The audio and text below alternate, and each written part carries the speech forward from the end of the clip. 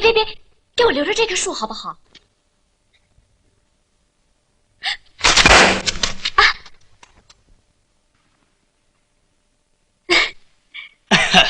你呀，再练几天，把我这个家都给拆光了。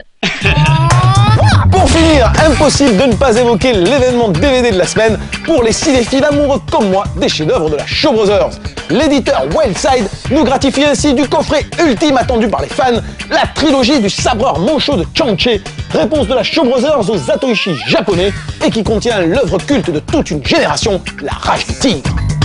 Et pas la rage des dents du tigre comme tu disais tout à l'heure, abruti.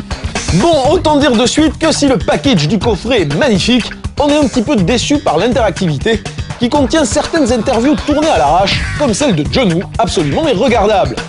Une petite déception qui s'estompe très vite, cela dit, dès que l'on visionne les copies absolument splendides de ces 3 méga succès au box-office local qui auront rendu célèbre un Chang-Chi de plus en plus versé dans une chorégraphie de la violence grand guinéesque, mais qui fait surtout preuve d'un sens du cadre et du découpage tout bonnement hallucinant. Mais il est évident que La Rage du Tigre, 3e opus mythique d'une saga mettant en scène des sabreurs manchots qui devront traverser moultes humiliations avant de regagner leur honneur bafoué, est bien différent des 2 premiers opus.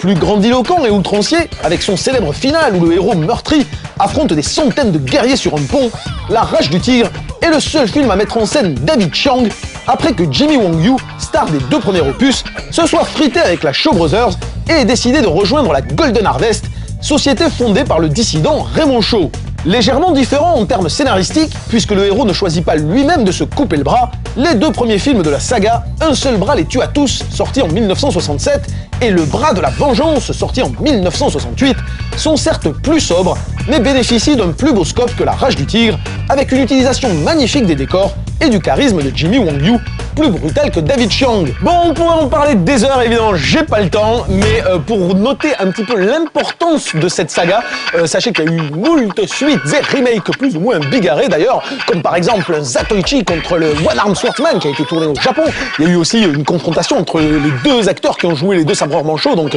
Jimmy Wong Yu et David Chiang, ça s'appelait The One Armed Swordsman. Puis plus récemment, il y a eu un remake sous forme de film de gangster qui s'appelle Frères d'armes, qui est d'ailleurs sorti, il me semble, en VHS ou DVD, je sais pas, réalisé par Daniel Lee. Et puis surtout, le remake le plus connu, ça reste quand même The Blade, le chef-d'œuvre absolu, total et définitif de Tsuyark, et dont on attend toujours une édition DVD digne de ce nom. C'est d'ailleurs HK, je crois, qui devait la sortir et qui tarde toujours à la sortir. Donc HK, sortez-nous The Blade tout de suite, maintenant, tout de suite, maintenant.